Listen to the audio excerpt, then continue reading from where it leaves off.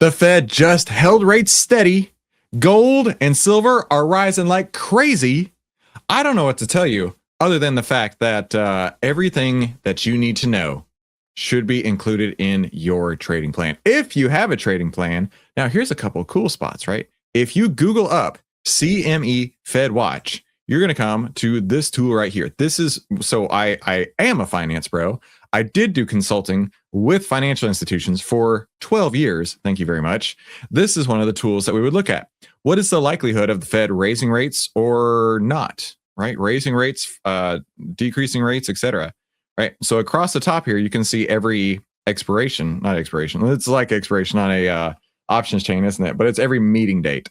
So this one just ended. Today's January 28th. And as of right now, because he's already made the announcement, it's basically 100% chance that they're going to hold rates steady. I checked this about a couple hours ago. It was 97%. But what about 6 months from now? What about in July? All right, let's go out to July. Now, July is a different story.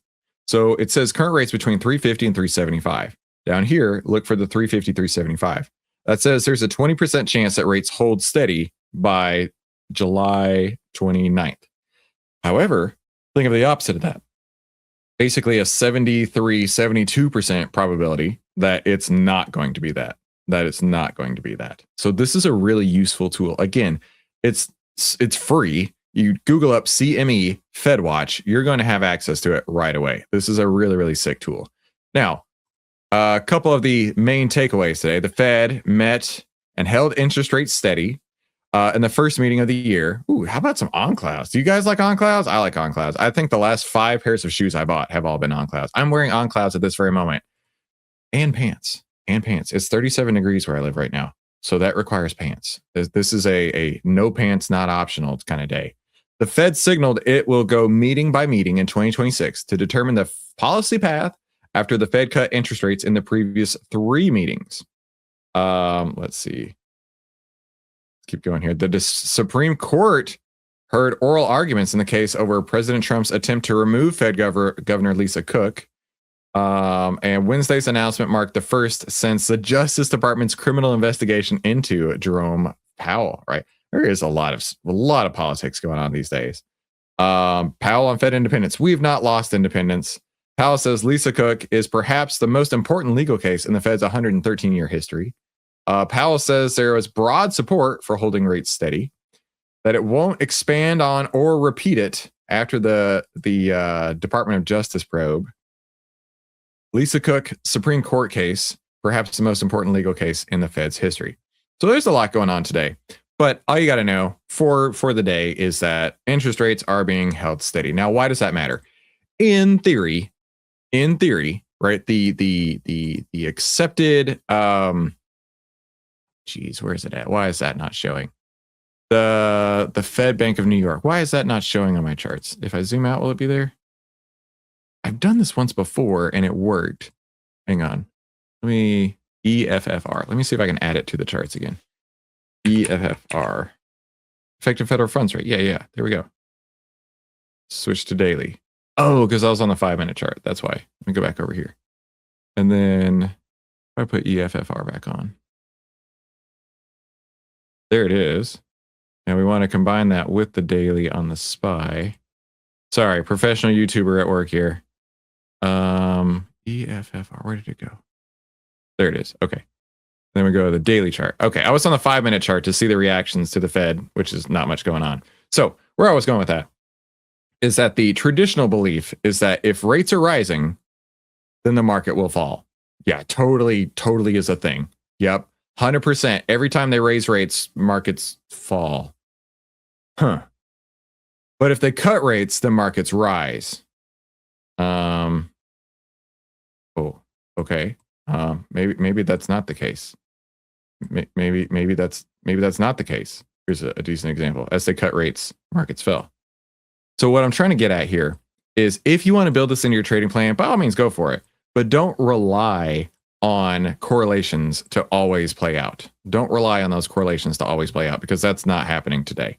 And if they hold rates steady, that means the market goes sideways, right? The market goes sideways, right? Well, the market actually is sideways today. It's It's changed by literally 3 basis points. So the market is sideways on the day today, but not our portfolios, at all. Let's do this. Let's shift into the invitation only trading room because we got a lot to do today. Now, this is where we help you save time, make money, and wait a minute. The invitation only live stream for the US Investing Championship, right? This help you save time, make money, and start winning with less risk. So go ahead and subscribe if you haven't already. Now, we're looking at plans M, ETF, and sit and cash. These are our 3 plans that we trade for the year. And if you want normal returns, this is not the place for you, okay? But if you want outlier returns, now we're talking.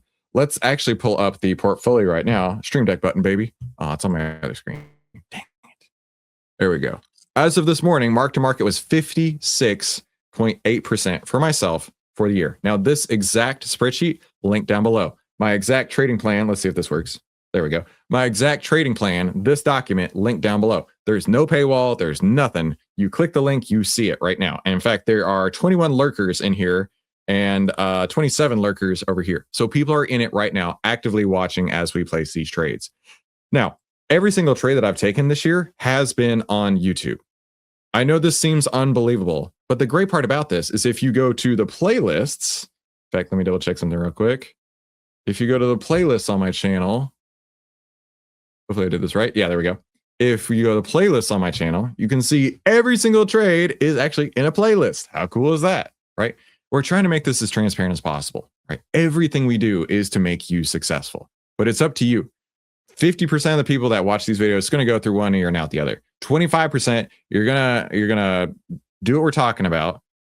You're gonna screw it up. You're gonna come back and you're gonna say, Chris made me sell myself my shares. And the other 25% of you are going to understand and listen and make generational wealth in the process. It's up to you. It's up to you. Okay. By the way, I've not been doing this for a minute. I've only been doing this for 2,600 videos. Finally, people started listening to me. Anyways, let's go back over to here. So we're in plan M, we're in plan ETF right now. We got out of plan sit and cash and don't F up yesterday. Now, the most important part of the plan is planning on the plan, not going to plan. So we need to review our active trade exit signals. So let's start with plan ETF first. Plan ETF is where we rest our cash when we don't have new setups. And so we're going to look at the SPY for this right now. This is where we rest our cash when we don't have new aggressive setups. So in order to look for an exit signal, because we're not looking for entry signals just yet, a SPY having a sell signal. So if we go on to Outlier, we can see the SPY has a buy signal that just came through yesterday. So we're good there. A 30-day order block being hit on SPY. Now you can make your charts look exactly the same as mine by going to FAQ and member contribute. I love the Stream Deck so much. I'm getting better at it every day. It's a pro tip. That's right. It is a pro tip. Go to the FAQ and member contributions, and you will see down here in the trading view section all the indicators to make your charts look identical to mine. No excuse. So we don't have a 30-day-old order block. We have a 15-day-old order block, so we can ignore it. Next, the 10-20 bearish cross. So the 10 and 20 are right here. They're not cross bearish. They're actually cross bullish. We'll keep it up. Where's Joe? Joe's a no-show. Joe's a no-show, my friend. Joe's a no-show. And then the SPY closing 3 ATRs above the 20 EMA. So we can add in the value zone, again, one of those free indicators. So when it closes way, way, way up here, that's an exit signal. We don't have that today. So we don't have any reason to get out of the plan ETF plan. How about plan M? How about plan M? So let's take a look. We have 4 options trades right now in plan M, and we need to look at KGC. The 10 still over the 20, no outlier blocks in our way. We're good. PPTA crashing 2% today, down to levels not seen since yesterday. Okay, relax. The PPTA is a very volatile stock, and because of that, we have sized down. Because of that, we've sized down. NEM on a run. Goodness gravy. I do want to see if we can roll NEM and KGC today, but no reason to exit. And then OR again continues to print money. So everything looks gorgeous in our account. What I want to do right now is I want to transition and try to roll KGC. I don't know if we can. I need to roll it before the end of the week. So I'm trying to do it every day. I do think we can roll NEM.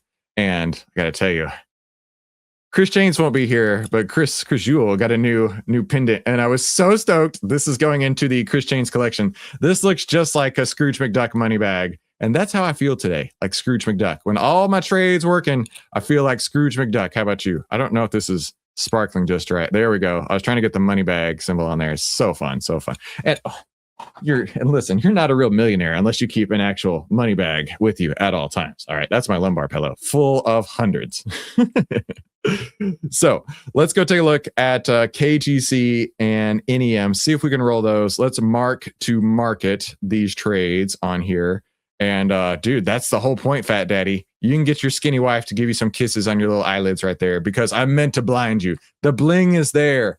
You ain't a real millionaire unless you dress like that. I heard a very intellectual guy tell us that. If you ain't a real millionaire unless you dress like that. All right, let's go. First, KGC. I really want to roll this one. It expires at the end of the week. My rule is all the way over here somewhere. Find the slide. Here. No, here. 1 week before expiration. Am I already profitable in the trade? Yeah, I am. Can I roll out for a credit? That's what I'm trying to do. If not, I have to close it by the end of the week. Why? Let's go into the KGC options chain and we'll talk about why. So KGC, here, we're on the Feb 6th. So this is our position right here. In this account that was $50,000, it's only $76,000 now.